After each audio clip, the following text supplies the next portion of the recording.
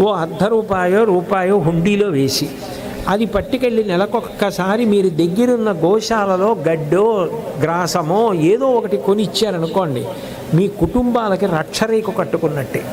గోమాత మిమ్మల్ని కాపాడుతుంది తప్ప ఇది ధర్మవర్ధిని సంస్థకు ₹5 ఇమ్మనో ₹10 ఇమ్మనో దానికోసం తయారు చేసింది కాదు. దీని ప్రయోజనం ఒక్కటే. ఈ డబ్బులు కూడా కాకినాడలో గోశాలకి తీసుకొచ్చి ఇమ్మని కూడా ఎవ్వరితో చెప్పట్లేదు. మీ ఊళ్ళో మీకు దగ్గర ఉన్న గోశాలలో ఇవ్వండి. ప్రతి చోట గోశాలలు బ్రతకాలి, గోవులు బ్రతకాలి, గోసేవ జరగాలి. గోవులతో ప్రాచీనంగా మనకున్నటువంటి అనుబంధము నిలబడాలి. నిజానికి మనం ఏం చేసినా గోత్రం ఏమిటని అడుగుతారు.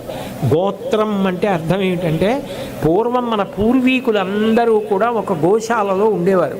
ఇప్పుడు నా గోత్రం ఆత్రేయస గోత్రం, దానికి 3 ఋషులు. ఆ 3 ఋషులు ఒక గోశాలలో 3 పాకలు వేసుకుని అక్కడ ఉండేవారు. అప్పుడు మా పూర్వీకులు ఆ 3 సంతానం అన్నదమ్ములు అక్క చెల్లెళ్ళలా కలిసి మెలిసి బ్రతికేవారు. అందుకే ఆ గోత్రం వారిని ఆ గోత్రం వారు పెళ్లి చేసుకోరు, ఎందుకంటే అన్నదమ్ములు అవుతారు అని చెప్పి చెప్పడానికి కారణం అదే. అంటే మనందరికీ గోత్రం ఉన్నది అంటే మనందరి పూర్వీకులు గోసేవ చేసిన వారే, చేసి గోవుల చేత రక్షింపబడిన వారు. అంత గొప్పది గోసేవ. ఆ గోసేవ ఇహపరదాయకము, ఇహము పరము కూడా రెండిటినీ ఇవ్వగలిగినది ఏది అంటే గోసేవ. అది నిరూపించడానికే అటువంటి చిత్రవుని రచించడం జరిగింది.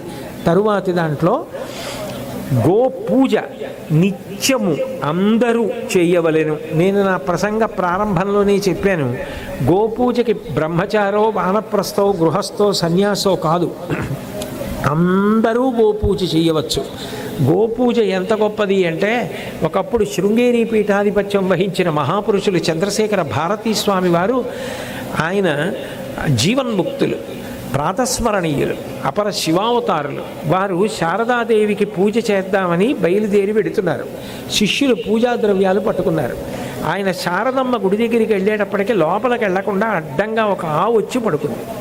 శిష్యులు ఆవుని లేపేస్తున్నారు, గురువుగారు లోపలికి వెళ్ళి పూజ చేయాలని. వెంటనే స్వామివారు అన్నారు, అక్కర్లేదు, శారద బయటికి వచ్చింది అని పీట వేయమని గోవుకి పూజ చేసి వెళ్ళిపోయారు. గోపూజ శారద పూజ రెండు వేరు వేరు కావు. గోపూజ శారద పూజే. శారదే బయటికి వచ్చి పూజ తీసుకుంది వాళ్ళన్నారు. అంత గొప్పది గోపూజ.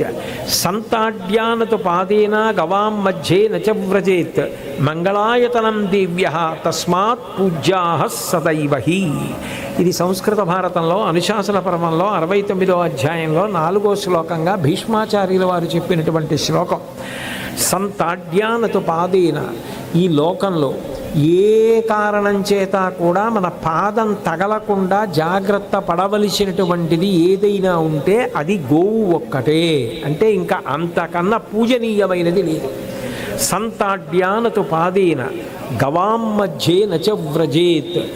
ఆవుల మంద వెడుతున్నప్పుడు దాని మధ్యలోంచి వెళ్ళిపోకు, అంటే మర్యాద. అవి వెళ్ళే వరకైనా ఉండు, పక్కన చోటు వచ్చిన తర్వాత పక్క నుంచైనా వెళ్ళు. గవాం మధ్యే నచవ్రజేత్ మంగళాయతనం దివ్య. గోవు మంగళదేవత. మంగళదేవత అన్న మాటకు అర్థం ఏమిటంటే, ఈశ్వరుడు మనకేది ఇచ్చాడో దానివల్ల వృద్ధిలోకి రావాలి, కానీ పాడైపోకూడదు. నాకు సంగీతం వచ్చనుకోండి, సంగీతం చేత వృద్ధిలోకి రావాలి తప్ప అదే సంగీతం వల్ల నేను పాడైపోకూడదు. నాకు అధికారం ఉందనుకోండి, అధికారం వల్ల నేను మరింత వృద్ధిలోకి రావాలి, కీర్తి ప్రతిష్టలు సంపాదించుకోవాలి, కానీ అధికారం వల్ల గర్వం వచ్చి పాడవకూడదు. ధనం ఉందనుకోండి, ధనం వల్ల మంచి కార్యాలు చేసి వృద్ధిలోకి రావాలి, కానీ అతిశయం కలిగి పాడైపోకూడదు.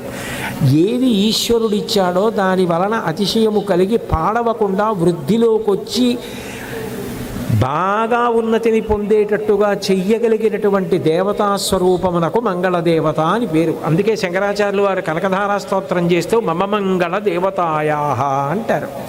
మంగళదేవతగా అమ్మవారు అనుగ్రహించిందనుకోండి, ఇంట్లో అందరూ ఎవరు భగవంతుడు ఏ విభూతినిచ్చాడో దానితో వృద్ధిలోకి వస్తారు తప్ప పాడవరు.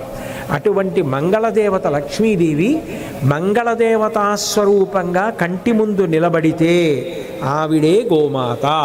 కాబట్టి మంగళాయతనం దివ్య తస్మాత్ పూజ్యా సదైవహి. అటువంటి గోమాత పరమ పూజనీయురాలు.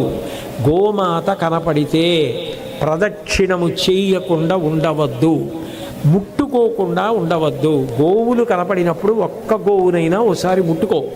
గోవుకి ప్రదక్షిణం చెయ్యి. అవకాశం ఉంటే గోవుకైతే వెనక, ఎద్దుకైతే ముందు పూజా ద్రవ్యం సమర్పించాలి. అంటే గోవు పృష్ఠంలో పసుపు, కుంకం, పువ్వు, పత్రి ఇటువంటివి గోపృష్ఠమునందు సమర్పిస్తారు. దిలీపుడంతటి వాడు సుదక్షిణాదేవితో కలిసి అట్లా గోపూజ చేసిన కారణం చేత వంశకర్త అయిన రఘుమహారాజు గారు పుట్టాడు. అంత గొప్పది గోపూజ. ఎవరు గోపూజ చేస్తున్నారో, ఎవరు గోసేవ చేస్తున్నారో, ఎవరు గో ప్రదక్షిణం చేస్తున్నారో, గోవుని ఎవరు కాపాడుతున్నారో వాళ్ళ వంశంలో అటువంటి మహాత్ములు పుడతారు, అంత వృద్ధిలోకి వస్తారు. అంత గొప్పది గోవు అని చెప్పడానికి సంతాడ్యానతుపాదేన గవాం మధ్యేన చ వ్రజేత్ మంగళాయతనం దేవ్య తస్మాత్ పూజ్యా సదైవహి. అటువంటి గోవు పట్ల నిర్లక్ష్యం వహించకు సుమా. గోవుని ఎప్పుడైనా నువ్వు పూజ చేయవచ్చు. తస్మాత్ పూజ్యా. ఈ సమయం ఆ సమయం అని లేదు. నీకు ఎప్పుడు బెంగ కలిగితే, ఎప్పుడు ఆర్తి కలిగితే అప్పుడు నువ్వు గోవుకి ప్రదక్షిణం చేసి నమస్కారం చేయవచ్చు.